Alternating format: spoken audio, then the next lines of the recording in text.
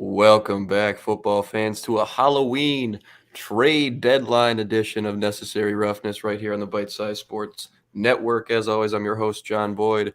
We've got my co-hosts, Nick Winograd, Zach Keebler, and we are back with Michael Allen, NFL, on Necessary Roughness here. Michael, are you Mike LaFleur? Isn't he like the discount LaFleur with the Yeah, Jets? that's also a guy. Formerly Yeah, with the Jets. Did he get fired? I think he is around still, but maybe Okay. he's gone. Okay. He's definitely the one we don't care about. You're dressed as Matt LaFleur. The eyebrows are incredible. How have Thank you you. been? Michael's been talking the talk, getting into the X's and O's since we last saw him. Coaching some high school. Tell us a little bit about that, and then we'll jump into the trade deadline madness. But how have you been, man? I've been good. Like you're saying, I've spent 3 hours a night every weekday for the past however many months just coaching high school football. So I haven't really been able to do this, but it was good. It was my first year coaching tackle. I did some like youth flag football training last spring, but yeah, it's we're a D1 Northern California team, and the SFL, as is known, our division is pretty tough. So we finished just below 500, and I coached wide receivers and DBs for JV,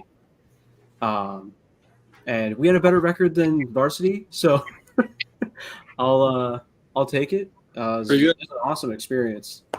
It was great. I'm really looking forward to it next year. Yeah, man, that's pretty sick. That's something I'd definitely like to do in the future too. So I'm a little jealous. Yeah. I'm not gonna lie. I got Go ahead. stacks of playbooks here.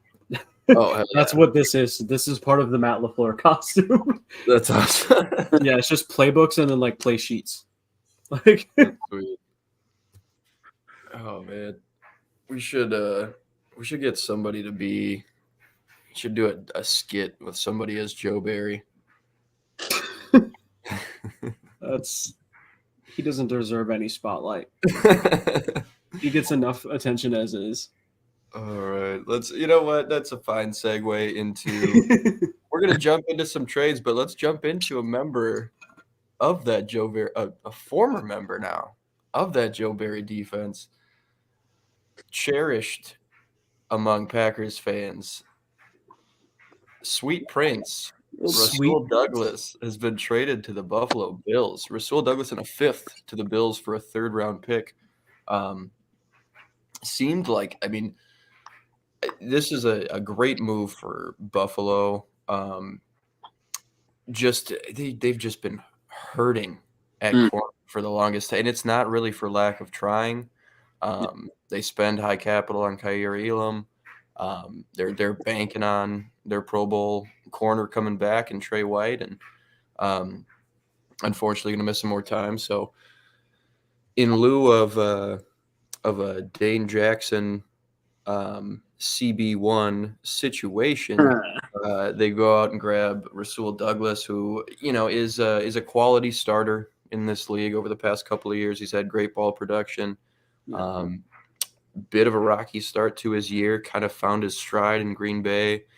And, I think it's very telling for both teams. So, Michael, did you expect the Packers to be selling in any capacity at this point here? Did any part of this move catch you off guard? Of this move specifically, yeah. Not entirely. Like I did expect them to sell. I kind of expected maybe like a Preston Smith getting floated, maybe like a Devondre Campbell. He was linked to the Eagles a lot. Not like actual rumors or like anything was coming from it, but like it made sense. But I assumed there would be a corner traded away. It wasn't going to be Jair. A lot of Packers fans were like, Jair needs to be gone. Rasul's the only good corner we have. And he's in the locker room saying that the young offense stuff is bullshit. Keep him around. Jair's his back's busted. Okay, people need to like chill out on that. But Rasul Douglas is very, very high quality starter after picking him up from the Cardinals practice squad. Trading Rasul caught me off guard. I thought it was going to be Keyshawn Nixon, but he doesn't really have as much value as Rasul Douglas. He's getting a little older. I mean, Rasul is. So it makes sense to trade him while his value is probably at its highest. It sucks because we all love him. He's a major leader in our locker room. So in a season where we kind of need that, losing him kind of sucks. But from a team building perspective, I totally get it. Like he's older, high value. We're not contending this year. By the time that we are contenders, he'll be like 31. So yeah, I thought it might be Jair that gets moved after Jordan Edison cooked that fraud. But bro, I see the no, I'm just kidding. I see the Rasul Douglas move. I think it makes sense for Green Bay. It just doesn't fit the timeline. Nick, how do you feel about getting Rasul Douglas in the building? What's your initial reaction to that, and how do you think it helps the Bills going forward? Yeah, I mean, it's an awesome move, as Mike just said and pointed out. They love him. We love to get guys that are revered in the locker room. Micah Hyde, former Packer. Yeah. Players that are like going to be headaches usually aren't guys that Brandon Beane and Sean McDermott go after. So, initial reaction was Rasul Douglas. Oh, damn. Okay, corner. Yeah, we kind of needed that. Okay, cool. Then I kind of looked into it a little more. The Bills were really, really, really pressing to get Jalen Johnson from Chicago. Yeah, so Jalen Johnson had requested a trade out of Chicago. The Bills apparently made the best offer for him, and Chicago wanted apparently more than a first, and Beane was like, "No, we're not going to go for that." So he kind of pivoted at the last second. He was like, "Hey, Green Bay, Rasul Douglas," and they were like, "I guess yeah." So I'm really happy that we were able to get him. Now we get to pair him with Taron Johnson, Christian Benford, and as you said, the aforementioned Dane Jackson. But I'm very excited, and maybe Kyer Elam. Obviously, he was a first-round pick, has not panned out thus far. Maybe under the leadership of a Rasul Douglas, maybe once Douglas is up there in age when he's like 30, maybe Kyer had learned enough from him that he can become a serviceable at least corner in this league. Isn't that right now? But I think that just for this run that we're going to go on, hopefully for the next 2 years, I'm hoping that Rasul is somebody that will be a locker room leader. He already knows some of the guys from on the defense. So I think it's a really good move.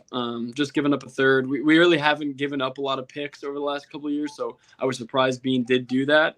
But at this point, when you're a contender, you got to make moves like that, especially when you're so thin at that position. Yeah. I think it'll be a great fit. You remind me though when you said they were in on Jalen Johnson. Right. Quick sidebar before we jump to our next move. Nate, if you're in the chat, let us know. Let us know if you know what the fuck is Ryan Poles doing? What's his long-term plan? Right. Because he sheds all this cap space. He trades all these veterans. Khalil Mack, Bilal Nichols, Roquan Smith. Clears this cap space, and then apparently they come to a contract impasse with Jalen Johnson, their 24-year-old cornerback, who I think he's charted like 6th best coverage grade per PFF. He's had really good ball production. He's one of the better young corners in the NFL. Mm-hmm. What are you using this money on? What's this money for? A Montez Sweat extension? Cool move, Ryan Poles. Sick, dude. But where giving up a second? Yes. Why wasn't that money to reinvest in you're just, and I like Tyreek Stevenson too. I love Terrell Smith out of Minnesota, Sky Uma. Kyler Gordon's fine. But this is a guy who is arguably in that echelon right now, but certainly in the next couple of years projects to be a bona fide cornerback one. in this league, a guy who can be a shutdown guy. And even just outside of that, this is a young asset who's on, like, keep the good players on your team. Like, I don't know what he's doing. Right. I'm so glad the Vikings dodged that bullet. He was part of the interview process when they brought on Kwesi Adofo-Mensah, who, you can question some of his process a little bit at this point too. But Ryan Poles, with the big teardown, has not really taken any steps towards. I mean, he's already traded 2 second-round picks that are going to be like pick 34. Claypool was 32 with the Dolphins' confiscation of their pick. And in this pick, they just traded for Sweat's probably going to be 35 or something like that. So you're willing to invest with draft capital into veteran players, but you're not willing to invest in money into these guys coming in. That's just a second contract for Jalen Johnson. Like, unless that's all smoke and mirrors, like if you really pissed him off because you're trying to lowball him when you have the most cap space in the league, that's malpractice. Yes. I don't really know what's going on over there. I fortunately don't have to care to know too much, but at this point, I'm just curious. They're going to trade for Patrick Mahomes. Yeah, keep burning it down, dude. I mean, I'm not gonna step in, but I just want to know. I just like some insider information as to what the hell Ryan Poles is thinking. So, Nate, if you're here, if you watch this back, I'm probably gonna Discord message you, but it's wild over there. Nate has insider information. Yeah, he might, dude. He might. He's got his ear to the streets. Let's talk about this Washington Commanders fire sale. Fire sale. So I think a lot of us thought one of these edge guys was going to go. Yeah, one. Right? One. Because you can see, okay, I get it. You just give, 4 years, 90 to Deron Payne. Yeah. Get it. John Allen on a big deal. Get it. You don't want to pay too big extensions to these edge guys. That's it's a high octane market. You could start to get really hamstrung paying all those guys. That makes total sense. But I did not think for a second that both of these guys would get moved, let alone that Montez Sweat would garner a higher return than Chase Young. I also didn't think that Washington was this like down in the dumps. Like it's kind of a peek into how they feel in that building to see both of these guys get moved. And it's not like, oh, we got a call and they offered 2 firsts. They offered the Brian Burns package for Chase Young. We couldn't turn it down and we'd already agreed on the Sweat trade. Or, oh, we just got, we got such great offers.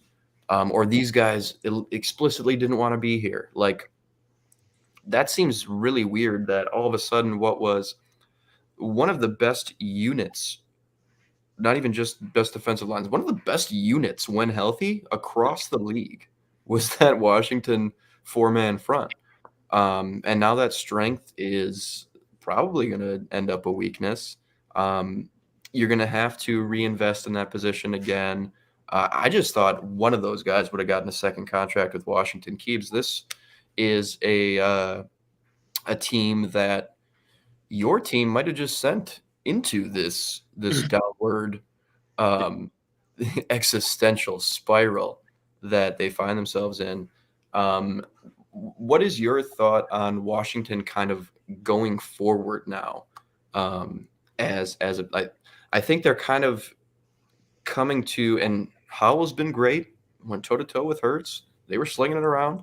But I think internally they've kind of come to a place where they're like, we might be the worst team in this division. Let's just recoup assets and try to start this over a little bit. How do you feel about Washington going forward as a threat in this division? Do you feel like they have a plan? Do you think this is just – think they're kind of in no man's land? How do you feel about the Commanders?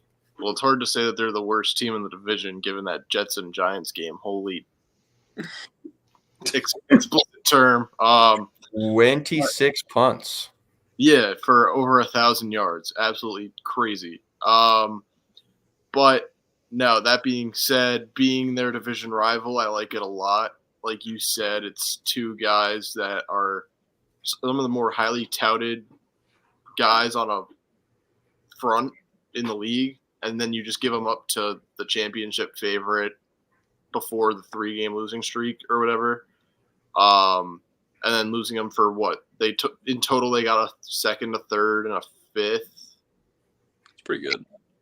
Yeah, so it's good on their end for assets, but at the same time, it's like when you're trying to do good, why are you trading some of your top guys? Even though you're only 3 and 4, like you're not in a bad spot right now. So it doesn't really make sense, but like you said, it gives us a peek into how they feel in the building with how their season's probably going to go, and then I see them probably embracing more of like a tank kind of role. Yeah, I get. It's weird because they're not dumping like vets. You know what I mean? They're not like, oh, these guys aren't on our timeline. This might be a couple of year reset. Let's go give these guys a shot with a contender. These are, I think, 26 and 25-year-old edge rushers, if not 25 and 24, who, in theory have a ton of good years left. So I don't know. It's not something I saw coming. Yes. Perfect. Let's do this next. So I I'm agree. gonna go back into sport mode for this one. So the Kirk Cousins injury was devastating. Yes. He was playing the best ball of his career, bar none. This man was fucking dialed. Real. He would like, and it's a really tough place as a Vikings fan because on one hand, you're like, thank God these idiots will have something else to talk about now. That maybe Kirk Cousins has played his last game in purple. Thank God there will be some discourse outside of either Kirk Cousins for president or Kirk Cousins is the worst quarterback in the league. If we're past that dichotomy, I think I can handle it. But it hurts because I was starting to really think this team could make some noise. And he was one of those with Addison coming into his own the way he is. Jefferson maybe coming back. Kirk can get hot. If we got microwave Kirk for a little playoff run with these weapons and B-Flow calling the defense, it could have gotten really interesting. That's not going to happen. Achilles out for the year. Unfortunately ruptured it too late in the season to even tease a little Aaron Rodgers return. But it was such a whirlwind too, because you get you get the MRI to confirm it on Monday. The trade deadline is Tuesday at 4 Eastern, and Kwesi and Kevin O'Connell are probably on the phones nonstop. The Cardinals benched Josh Dobbs like 15 hours before they pull this move off. Yeah. For Clayton Tune, which was just really funny posturing from Arizona. But the Vikings get Dobbs in a 7th for a 6th round pick. So you're not investing a ton of future assets into this season, but you're also signaling to the locker room, hey, we're still going to go compete. Josh Dobbs is a guy who started a lot of NFL games and done so as a pretty quality game manager. Yeah. Like he's all right. Like he's good. He's like, all right. Yeah. You go out and you get another top 32 guy. I think that at least kind of invigorates or reinvigorates the locker room a little bit. I don't mind Dobbs at all. He's a guy who can do a little bit of damage on the ground. He's probably not going to straight blow you games, and I think it's a better alternative to 5th round pick Jaron Hall just taking the reins. But nonetheless, we'll probably see Jaron Hall against Atlanta this weekend until Josh Dobbs is able to get acclimated, and we'll see how he does. So Um, yeah, yeah. Justin Herbert even feels bad for Kirk, man. You know it's bad. What's funny about Kirk is somebody said they wouldn't be surprised if he's still on the sidelines with the helmet on, just so he can hear the play calls, because that's what he did during preseason. He wasn't playing at all, but he still sat with his helmet on the whole time. Hilarious. So He could should do that. That'd be Yeah. awesome. Dude, I would love that if he was still super involved. On his scooter as well that he's got going on right now. Oh yeah, that's electric. He was down Yeah. handed out candy at some event at the training center today too. Yeah. The Vikings also trade Ezra Cleveland to Jacksonville for a 6th round pick, so they get that 6th round pick back that they trade for Josh Dobbs. Sign Dalton Reisner, who's probably going to start at left guard now, so that's fine. I saw this video of every team's reaction to like the NFL trade deadline, and like the Jags fan was like, "Oh shit, we got Ezra Cleveland. Is he any good?" And then the Vikings fan was like, "No, he wasn't even the starter." Oh, yeah. So he went down with an injury. We plugged Dalton Reisner in the Niners game, and then held the 49ers to their worst pass rush win rate since 2017, with Reisner as that 5th lineman. And I think we were like, okay, that's fine. This will work then. No second contract, Ezra. Yeah. But it looks like he'll just be depth over in Jacksonville too, and he's fine. He's got some tackle flexibility. He was a tackle at Boise State. So that's an interesting get. Moving through this quick, we talked a little bit about Leonard Williams for a second to the Seahawks. I think that's interesting from Seattle's perspective, as they're starting to get into a really interesting 2-team race for the NFC West between them and the Niners. Seahawks, my pick to win it at the start of the season. And I think this is kind of them just keeping up in the arms race with San Francisco, who goes out and gets Randy Gregory, who goes out and gets Chase Young, Javon Hargrave over the offseason.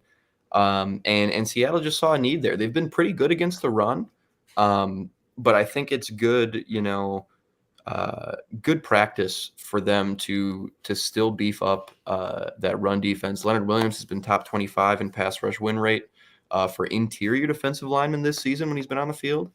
So, he did post like 11.5 sacks. I think it was his first year with the Giants.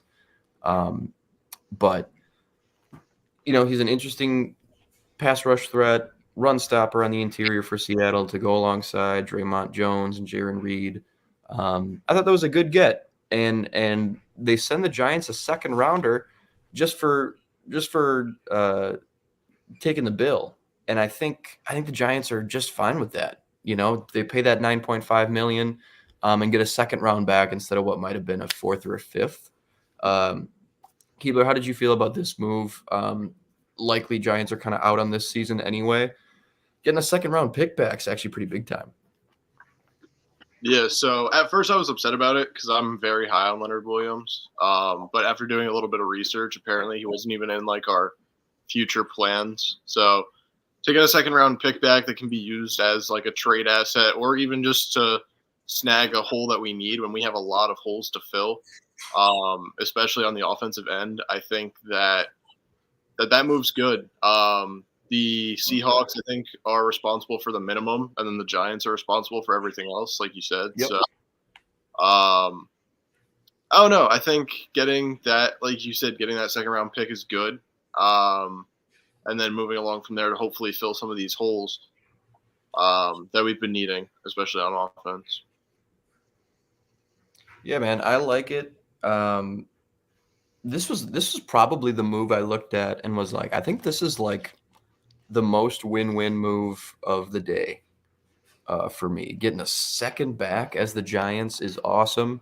And for Seattle to bring on a guy like Leonard Williams when you don't have the cap space to do so, to be able to figure out a way to do that. And they have an extra 3rd coming up in this next draft as well, which is going to help kind of cushion that blow of moving on from the 2nd. So I think it's a great move for both sides. Yeah, no, I'm hoping What I'm hoping that we do is right now, because we're in possession of a top 5 pick, I'm really hoping we tank and get number 1 and then trade Caleb Williams to fill like almost every hole we need. That'd be awesome. You wouldn't maybe you don't think they would take him? You don't think they'd take him? Caleb Williams. No, we would take him, but I'm saying we have too many holes to fill. Like we have a quarterback who will be good with a good offense, but we don't have that. So it's like That's a vibe. I guess There are a lot of holes. Like You might be putting them into a I feel you. Yeah, actually, if you might be putting them into a rough situation. yeah. If you Yeah. just- yeah. Like, different So I Yeah. don't- If Caleb Williams is on this offense right now, like, would they even be any better? Like the answer. No, we wouldn't. Yeah. So it's like this is a guy who needs a trade him perfect for- situation for a rookie trade him for a quarterback. wide receiver 1 and O lineman and maybe like a later pick and then fucking go from there. Yeah. Caleb's a guy who needs a perfect rookie quarterback situation, like we have in Minnesota with 2 Pro Bowl tackles, and 2 stud wide receivers, and a Pro Bowl tight end. I'm gonna You throw know, up if that Herbert happens. is okay. I'm hoping You know, and a guru at the helm. Mm. that Justin Kevin Herbert. It's okay. I O'Connell. hope that you come to terms with the fact that Embiid's going to be a Nick after that Harden trade. Yeah, Justin Herbert's been talking about that. Kevin O'Connell, top 4 sexiest coaches in the game, and probably climbing, I think. He's climbing his ranks. I think going he's up. climbing the boards because he might be one of those guys who gets a really late beard. You catch him with like in his early 40s, might get a beard going. Ooh. Well, don't let him. Unless that guy shaves every 8 minutes. I don't know. He kind of looks like he's the type to like clean shave with a razor like every day. Yeah, maybe. I feel Maybe like he's about his business. we're gonna see an arc for some reason. Like if he ends up getting fired, he's gonna grow the beard out, get rehired, and just like have a crazy comeback story. Yeah. Depends on All right, what there's team. a couple more. We're gonna go around the horn quick and talk about. Justin Herbert agrees. SDSU baby ran a 4.6 at the combine. 4.6. Kevin O'Connell. That's elite. Faster than your coach. Let's go, dude.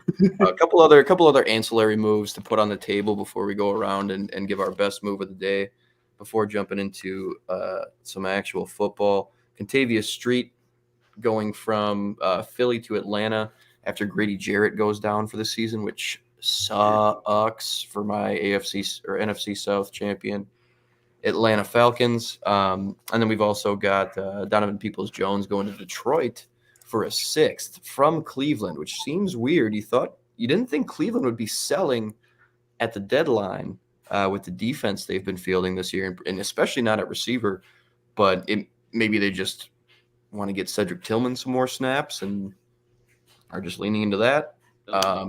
I don't know. That one was really random to me. But Nick, what was your favorite move of the, let's say, week? You can include like the Kevin Byard one, or any of those couple leading up to this. But out of these kind of quote unquote deadline moves, what's your favorite? Like, what's your favorite? Like from one team's perspective, you know what I mean? Like, what was the best move by a team? Other than Leonard Fournette signing with the Bills, I would say that honestly, I see this Chase Young move to the 49ers going identically to Christian McCaffrey to the 49ers, where he was held up. Dude, I know.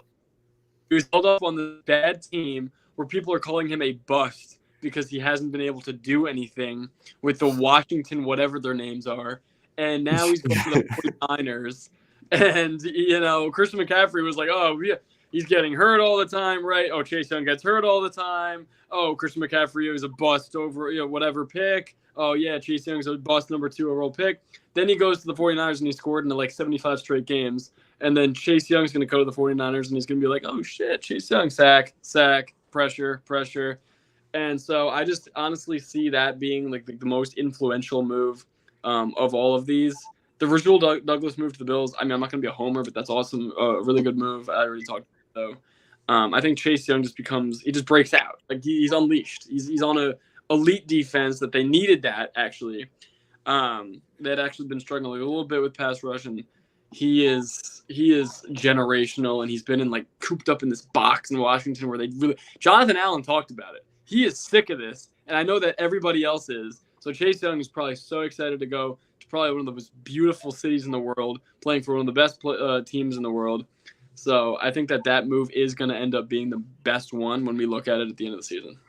Yeah. How many elite players do you need at their position? The 49ers have got to have the most guys that you could argue are elite at their position. You talk about Nick Bosa, inarguable. Yep. Fred Warner, probably the best linebacker there is. Yep. Now you add Chase Young into that mix. You could probably put Javon Hargrave in that mix. He's just, one of the best interior pass rushers in the game. Very crazy. And then you look at the offensive side. Trent Williams, probably the best left tackle there is. Christian McCaffrey, the best running back there is. George Kittle in the conversation for the best tight end there is. Top 3, I think, at the worst. And then Debo and Brandon Ayuk, who you could both probably make an argument for. Maybe they're one tier below that, but that's like if that might be 10 straight up stars. Yeah. And that doesn't even mention guys like Talanoa Hufanga and Charvarius Ward, who have been great. Dre Greenlaw, like this, it's such a good team. They lost. Yeah, and on a three game losing streak, they're not resting on their laurels. They're saying, "Hey, let's go out and just keep getting better." Yeah. And I mean, what a move by John Lynch. I love that one. Michael, what was your favorite move of the deadline? I totally forgot that I had fake eyebrows on. I was like, what the hell's on my face?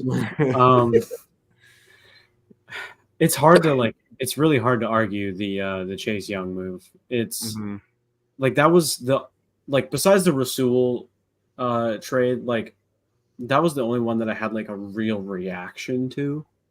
Yep. The Rasul one, I was like, it's because he's on my team, and I was like, damn, we're losing Rasul. But like, so when I read Chase Young to the 49ers, first I thought I got trolled.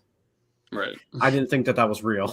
Yep. Same. And then I saw it from Rap Sheet, then I saw it from like a couple of like Schefter and a few other people, and I was like, what? For what?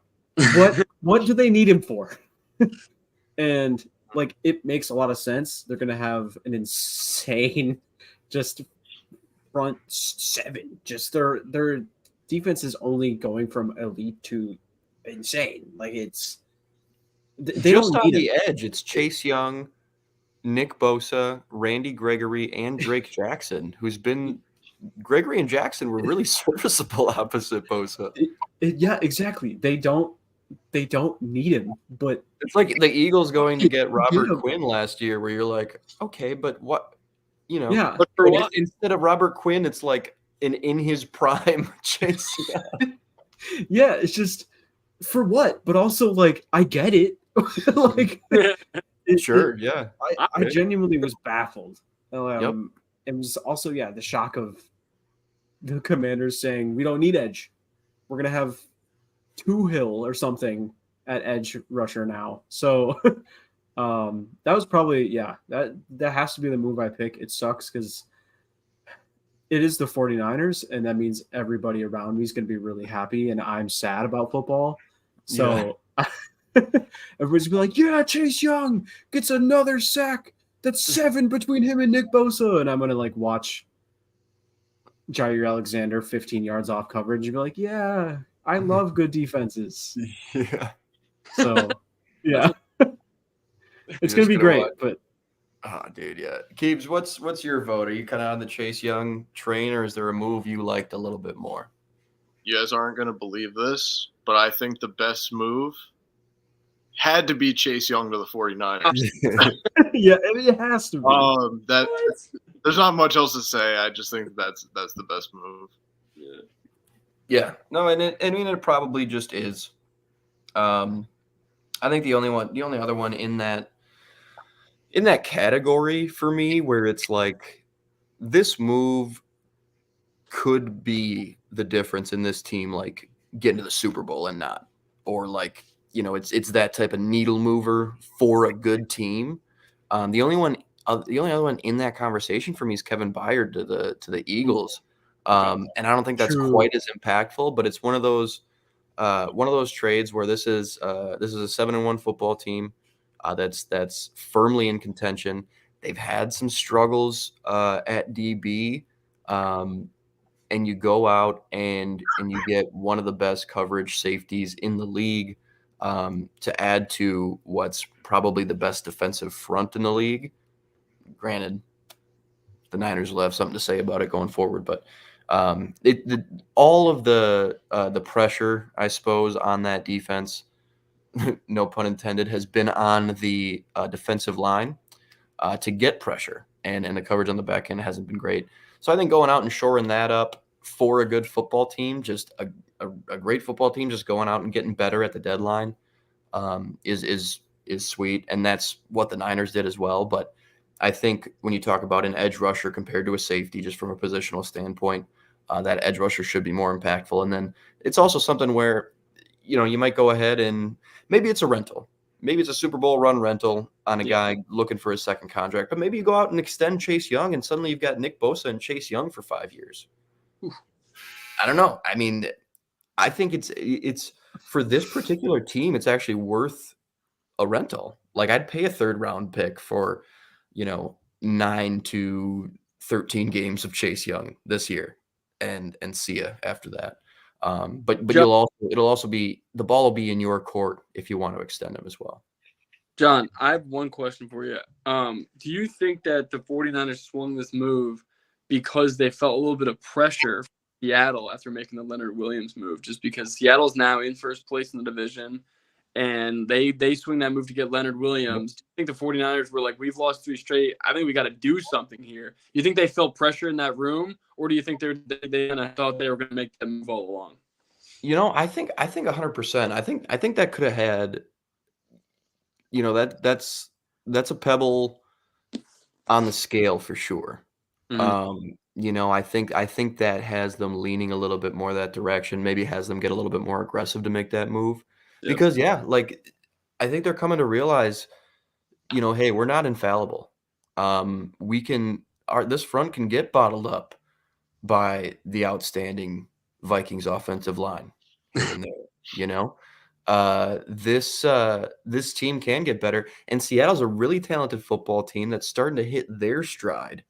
I think that puts a lot of pressure on them, especially as an interdivisional team, let alone what Philly went and did at the deadline, and the way some other teams at the top of the league starting to look. Like, I think a lot of it is, a combination of that 3-game skid and feeling the pressure from Seattle a little bit to go get better at the deadline. Let's jump into. Let me pull my. Oh, I got to get out of sport mode. I can't really see my phone when I'm in sport mode. We didn't talk about an insane wide receiver, Donovan Peoples-Jones. True. Becoming a Detroit Lion. Oh, yeah. All I said on that one was just I thought it was weird that Lions weren't going to get a wide receiver. Yeah, that's true. That one's weird. And for Detroit, why not, right? That's kind of like the DJ Chark move they made last year, where it's like, let's just get another guy in here, low risk, maybe a medium reward. I was going to say, I just don't understand it from the fact that Jameson Williams just came back from suspension, and he looked pretty decent. Yeah, he looks fine. That's, perfect segue, because the next segment I wanted to jump into was the Detroit Lions on Monday Night Football, and particularly their 2023 draft class kind of on full display. You saw big plays from Jack Campbell. You saw big plays from Brian Branch. You saw big plays from Jahmyr Gibbs and Sam Laporta. Like, it was you've got to feel really good about the state of that team as a fan of the Detroit Lions. But also, that's probably the closest blowout I've ever seen in my life. Yeah. Why was that a 12-point game? It looked, if you watched that game, you would have thought they were up by 40 at the end of it. Yeah. They couldn't get in the end Let's do zone. with Devontae Adams' antics on the sideline afterwards. Yeah, they kept letting him stay in it. That pissed me off. I had him at 5.5 receptions and 50 yards, and he gets Oh, reception. 1 for 11 though. So, Jimmy missed him on such a bad.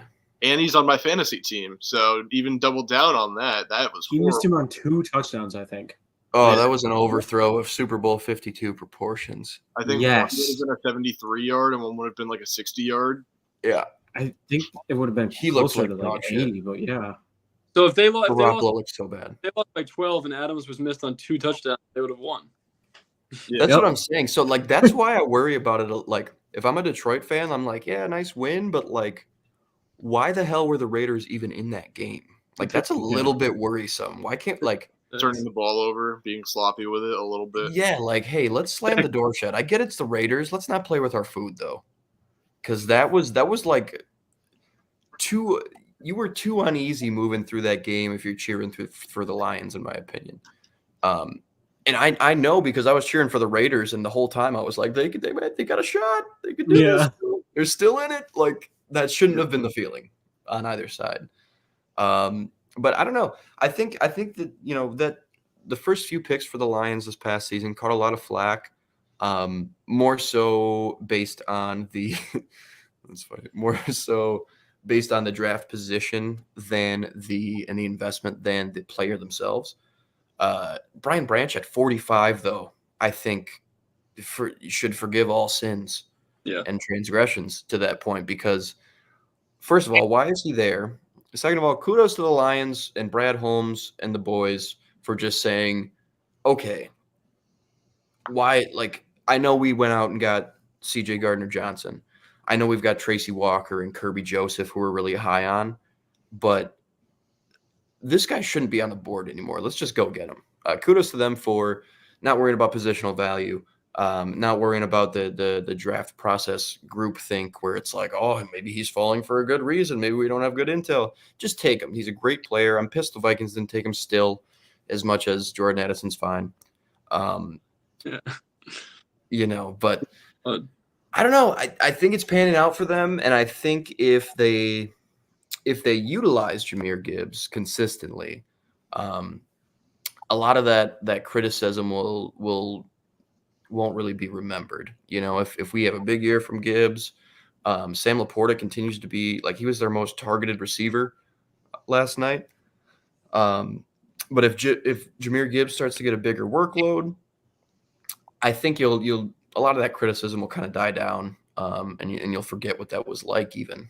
Especially if this team stays relevant and good as much as they've been. So we've got James who's going to jump in here with us to preview the Thursday night football game, but also to talk about something really interesting that we all found out together at Sunday.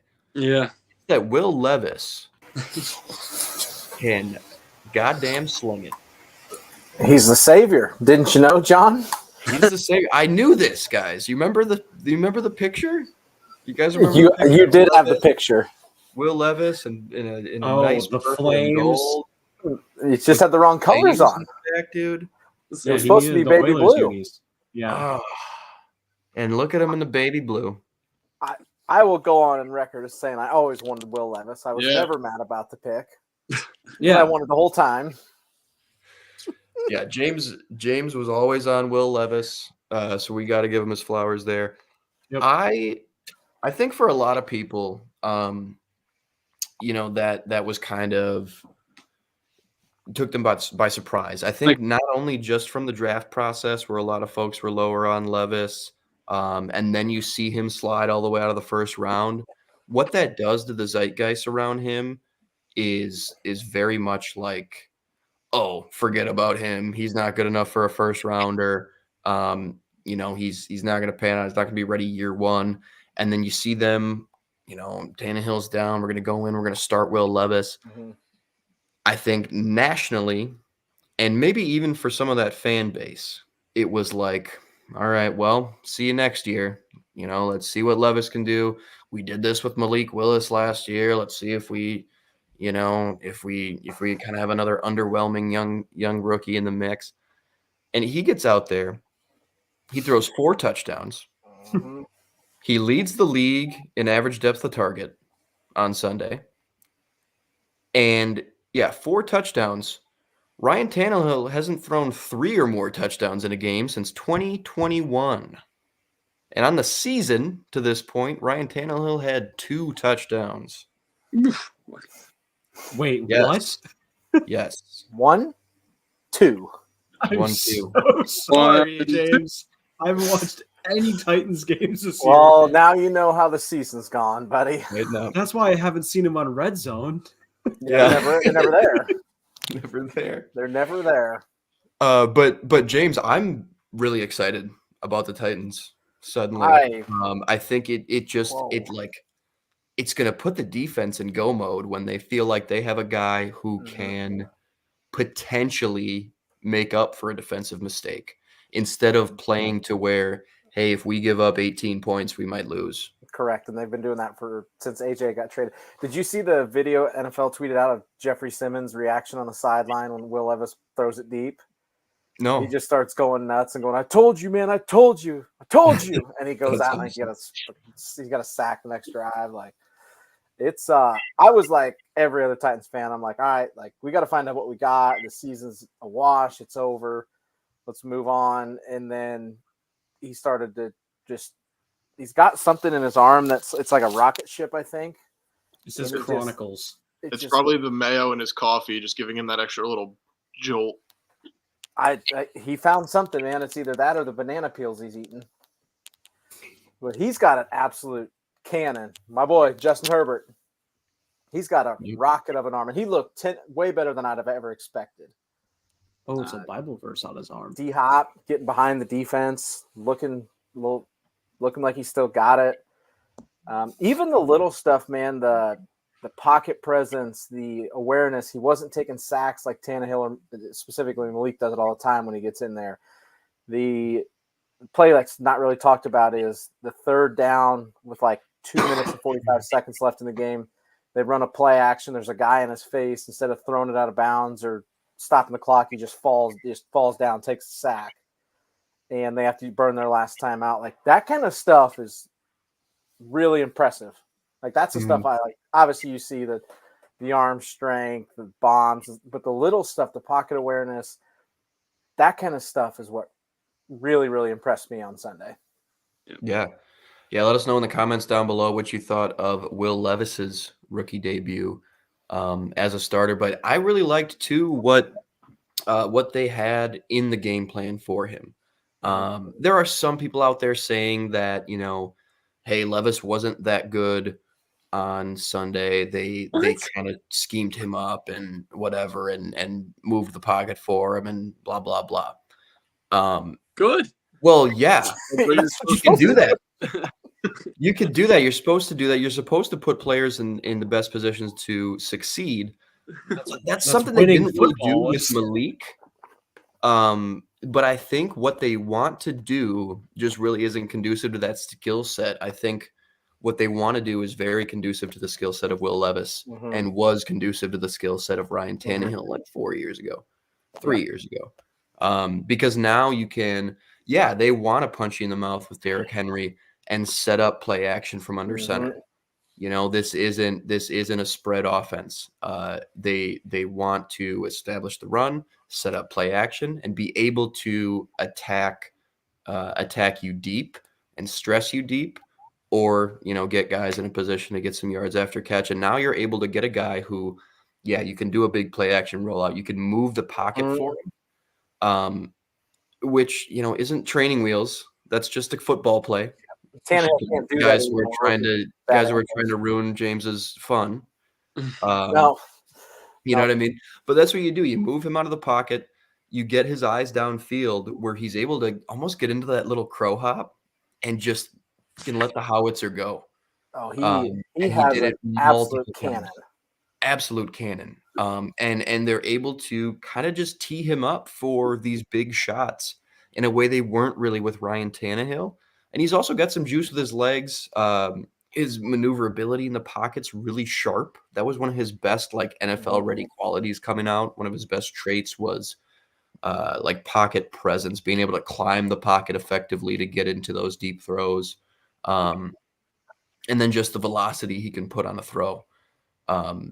So I think once you get like Treylon Burks back, suddenly he's a bigger threat because you can hit him up the seam, you can hit him down the boundary effectively and consistently with a guy like Levis. So looking at the Titans right now, James, do you see them kind of, because it felt like the fire sale was coming almost. Do you see them kind of switching gears and saying, no, hey, let's go win some football games? I think we can do. I think I don't see Vrabel's Vrabel gonna ever be there for throwing no in the reason towel. at the end of the year. Mhm. They'll be around. I think they're just going to be, and they've got us. They're just going to hang around enough to piss people off. Is what's going to happen. Yeah, they've got the Steelers this week, which is they can easily win on Thursday night. Minka Fitzpatrick's out for the Steelers, which is huge for Tennessee. Might not have been a big issue if it was Tannehill, but I think they're worried about that. No Minka with Levis in the game. Correct. And then they turn around and they have somebody, I forgot who it was, next week that's not great. And all of a sudden you're looking at possibly 5-4 with heading to Jacksonville. And it's like, wait, how the F did this happen again? Yep. Yeah. Oh, dude, I'm sorry. I didn't even see Nate in here. Nate, what the hell's Poles doing, dude? Why isn't he paying Jalen Johnson? He's a wizard. He's going to trade for Patrick Mahomes. Just give it like 4 more years. He won't have enough second-round picks to do it, though. yeah, exactly. It's very interesting. I would have loved to see what Tennessee was thinking had they lost on Sunday, and had that not happened, if trades would have happened. There was rumors that Henry to Baltimore was close. I saw Danico Autry rumors. I thought Danico Autry was gone. Him, Tart, Hop, Henry, those names were all floated out there, and all of them on last year or close to being out. Like Autry was one I'm very surprised. That makes me believe after Sunday they either were never going to sell, or after Sunday they're like, "F it, we're in." Yeah, I think they were, man. And yeah, you're right. You've got a very winnable game coming up against the Steelers. If you get out to like a little bit of a lead against the Steelers, I think you can coast the rest of the way. That Matt Canada offense is anemic. Yeah. That's putting it lightly. So bad. Titans scored 28 points on Saturday or Sunday for the first time since the last game of 2021. It's a sick stat. 23 straight games. You know who the only team is to this point to have scored 20 or more points in each game? It's the Colts. Yeah. The Colts. Hell yeah. Gardner Minshew, baby. Poor Kev. He is on full. Poor Kev. Minshew mania. Minshew mania. Oh, Kev's got to be sick. Yeah. The Titans, can they rebrand back to the Oilers? Oh, let's do it, dude. Dude, the uniforms are sick. So much of that charm of that Will Levis game, like watching the Titans, I'm like, yeah, they look okay. Like I'm not like a huge fan of their uniforms typically, but when they popped up on TV and I saw the Oilers jerseys, I was like, dude, I might be a Titans fan today. Dude, it looked like a different stadium. It's so beautiful. Yeah, they painted the end zones and the field and everything. Yeah. Like, where are we? Yeah, they need to just go back. Like, what they just need to rebrand back to is the Oilers. It just looked beautiful. Awesome. Yeah, those jerseys are sick. How about when they traded Byard to Philly, they got a player back, a safety back, Edmonds, who wore the Kelly green uniforms, got traded to Tennessee, and then got to wear the baby blue. Wow. Man. Wow. That's a uniform week. That's an awesome two uniforms to wear back to back. I would have like 400 selfies. I would have like that's up 400 of each jersey. Oh, dude, the Reggie White, Kelly Greens, Randall Cunningham. Never gonna lose that game in those uniforms, by the way. Chris Carter Eagles jerseys. You guys remember Chris Carter on the Eagles? Yeah, wow. That's a big game. Those jerseys are so sick. I've got a buddy who's an Eagles fan. I always Tell them I'm jealous of those jerseys. Yeah, those Last are thing I awesome. wanted to do on this show today, fellas, is looking ahead at the Week 9 slate, which is loaded with good games. We're going to go around the horn really quick. Just tell the listeners or the viewers what games they can't miss coming up in Week 9 here, and there's a lot of juicy ones. James, thanks for joining us as well. We're going to start with you if you've got them pulled up, or I'm if you pulling them know up real off the top of your quick. head. Give me 1 second because I think we've got the best overseas game ever, if I remember right. I'll give Best it- overseas game of all time. I think the slate, if I remember right, is every time on Sunday has a massive game. Like it's the Yes, perfect it's NFL 16 Sunday. hours. It's 14 to 16 hours of just like euphoria. Don't move. Sit on your couch. Don't move. Yeah. Have a 24-pack next to you. So Yep. yeah, I'll So start. excited. It's going to be awesome. At 4 o'clock, just forget that Eagles Cowboys game. There's a way better one on, by the way. No, there's not. No, there's not. I just looked up the schedule and it's right next to it, and no, it is not. Yeah, that's right next to it. 9:30 a.m. on Sunday in Germany, Frankfurt Stadium, Miami at Kansas City. I guess it's a home game for Kansas City. That's awesome. Dolphins, Chiefs. It's Start not. off with a bang. Berlin Chiefs. It's not. That's going to be a really fun one. Not an awesome game. I'll tell you why. Miami can't beat good teams. That's Miami the question. They haven't beat yeah. them yet. They just get smoked by the good teams. They haven't been a good team in the Tua era, so I don't know. And they're getting really pissed, Patty. Patty just put 9 Yeah, points they're up. getting pissed off Patty, even though he still has the swine flu. And The Miami Frankfurt literally is worse this year than they were last year, so I don't think this is a good game at all. But Oh, dude, Chiefs by 40. I didn't even think Yeah. about that. Chiefs- My I didn't pick, even think about pissed off Patty, dude. if anyone Pissed misses off, Patty. tomorrow, if anyone misses tomorrow's show, take the Chiefs -2.5. Nice. I think I would too. yeah, 2 yeah. I got Chiefs. But It feels right.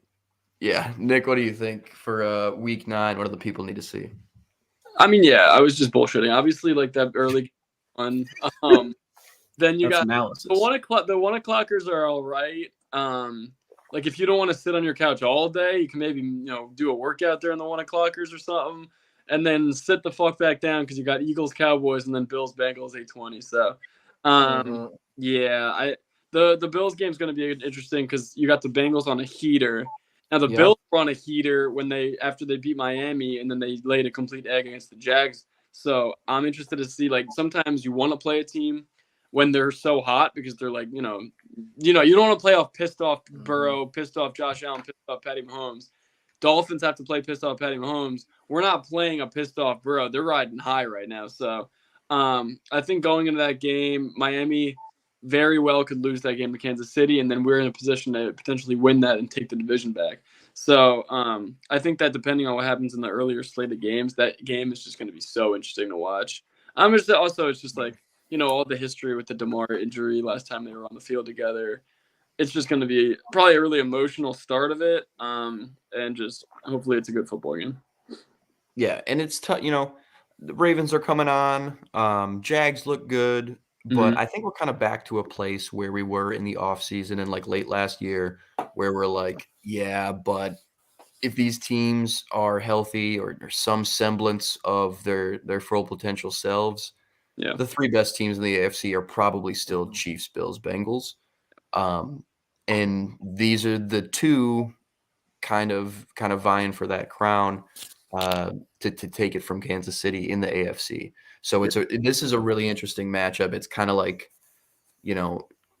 this feels like one of these teams is going to be playing KC in the AFC Championship. Yeah, and it won't be snowing. It won't, it won't be snowing in the divisional game. We'll have a nice clean field, night game. There's no, there's no BS shenanigans. Like whoever wins this game, obviously has the upper hand. So, my man Yogi, thanks for tapping in, brother. You missed the top of the show. We had some good Josh Dobbs takes. The rocket scientist, Josh Dobbs. Yeah. Michael, what's your favorite game coming up for week 9 here? We've got we covered Chiefs Dolphins at 8:30 a.m. Eastern, 8 East, 8:30 Eastern. 9:30 Eastern. 9:30 Eastern, 8:30 Central. And then Bengals Bills is the Sunday nighter. What are you looking at outside of those two games on week 9?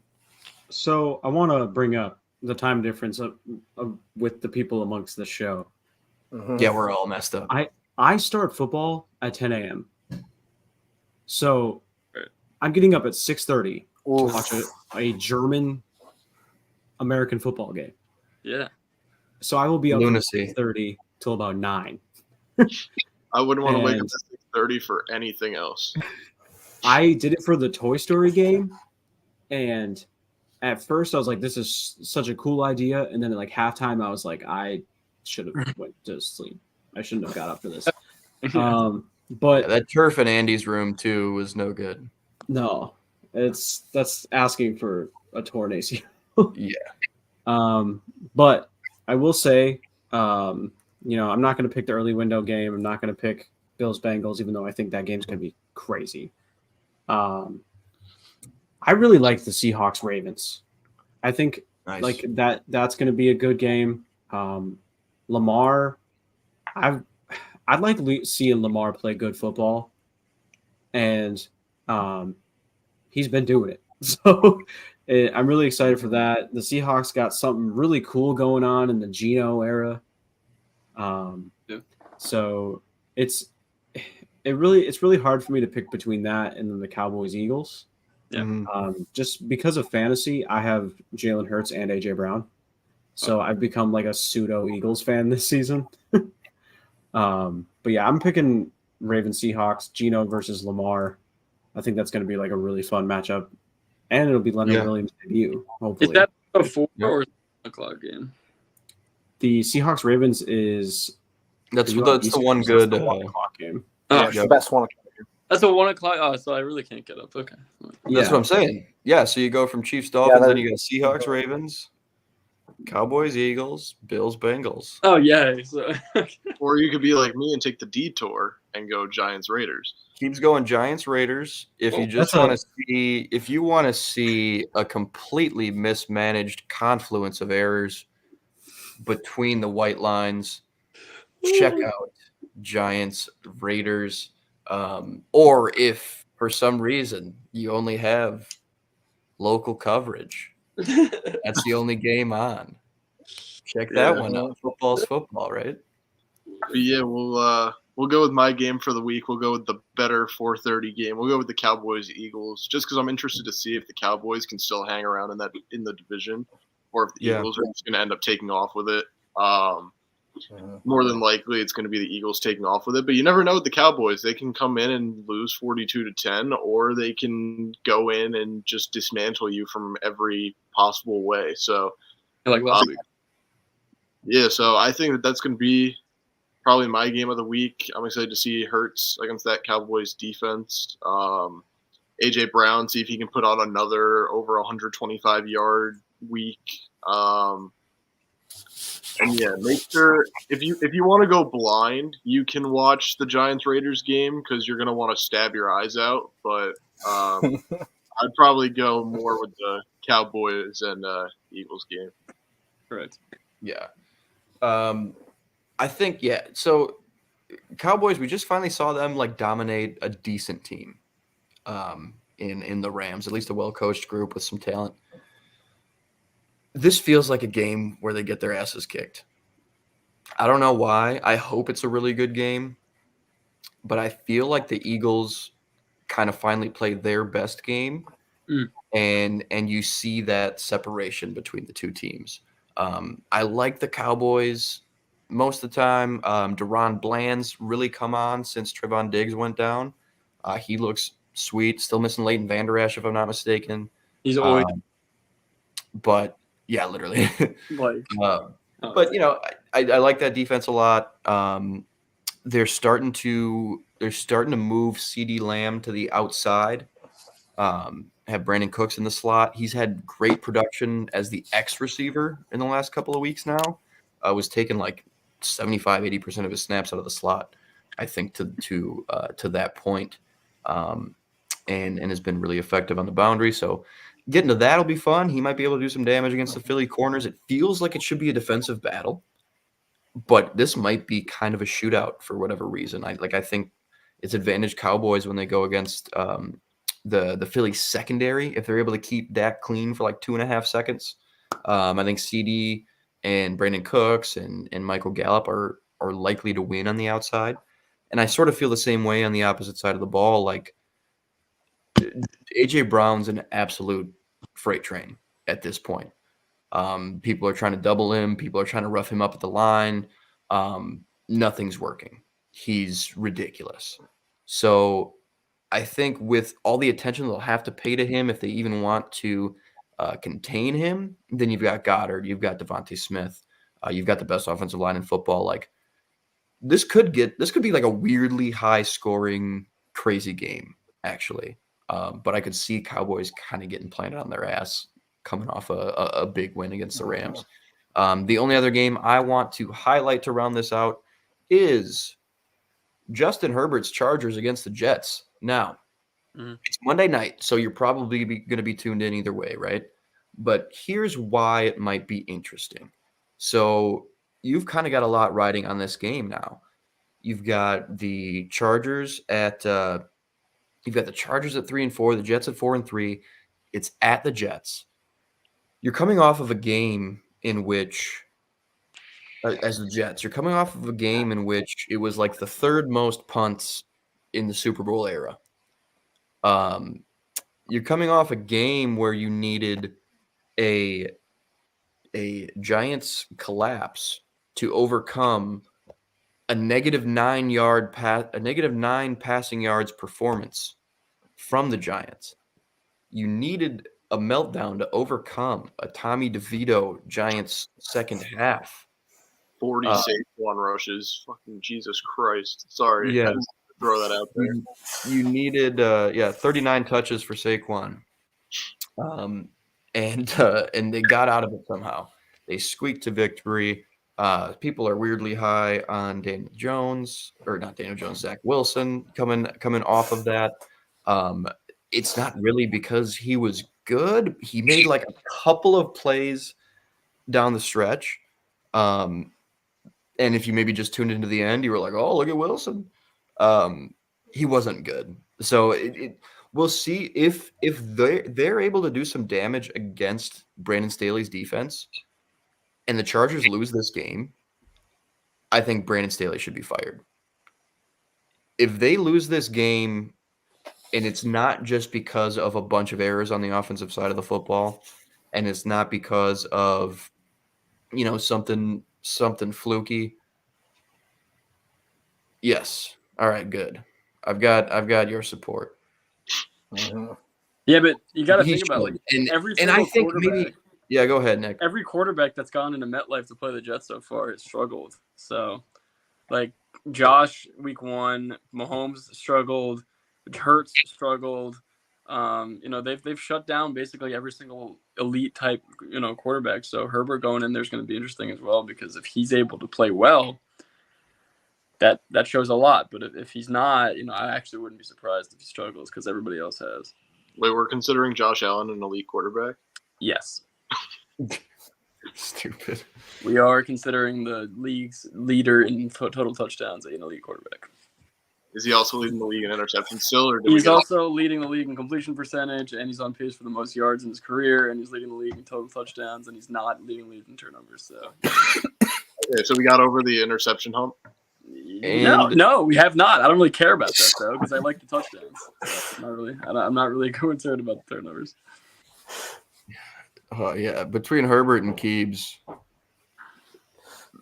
get him going, he says. I remember when I you get me going, but I don't really care about the picks no more, so you don't really have that angle on me. Oh, man. All right. Well, this is devolving on us. Thank you to everybody who tuned in to this point, and especially if you stuck around this long. We will be back same time next week reviewing some of these awesome Week 9 games that we just took a look at. So stay tuned for that. Stop. My dog's losing his mind in the background. It's me talking to Joe Barry every Sunday. Stop it. Get Preston Smith off Jordan Addison, please.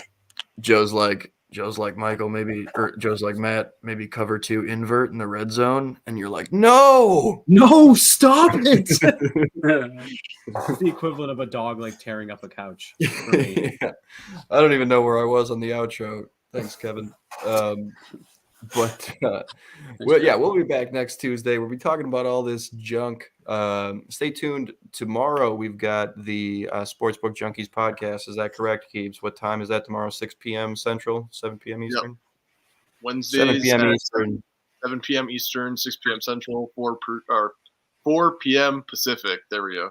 Sportsbook Junkies right here on the Bite Size Sports YouTube channel. Thursdays we've got the bounce with the guy to the other side of me, James and Kev, talking a bunch of hoops, as well as Keeb is on that one. Do we have a NASCAR show this week? I think we do. I think anybody Nate's know got that? up and driving. I think Nate. Yep. Yeah, nice. I think Nate's Across the rocking and brickyard, rolling with or that. across the Nate, bricks. if you're in the chat still, let me know. Let the people know what time that show is. But yeah, we've got NASCAR coverage, guys. We'll have some. I think some fight coverage will get reposted to the Bite Size channel. Maybe it won't. But anyway, we've got some of that action. Go to Carnage TV to check Kev out, covering some fights and things like that. Mixed martial arts, boxing, all kinds of stuff. And then we've also got another damn fantasy podcast on Wednesday nights after Sportsbook Junkies. Rumbles of Red intermittently on some Fridays as well. So stick around, guys. If you haven't subscribed already, please do. It helps us out a ton, allows us to keep doing what we love to do. And you'll also get a crap ton of sports content of all varieties. Check out our NFL team specific podcasts, Bite Size Titans. Oh, over here, Bite Size Titans with James. Bite Size Bikes with myself and my co-host Josh. We've got Bite Size Colts, Bite Size Bears as well with Nate, who you've seen in the chat, and more to come. But without further ado, gentlemen, have a great rest of your evening. We'll reconnect next Tuesday. Michael, if you want to jump back on Tuesday, let me know. Thanks for being back. That was a blast. And again, in the comments, if you haven't liked already, please leave a like. Helps us out a ton. Leave a comment after the stream. Helps us combat that YouTube algorithm and push this content to people who might like it a little bit. So thanks a lot, guys. We'll talk soon. Peace.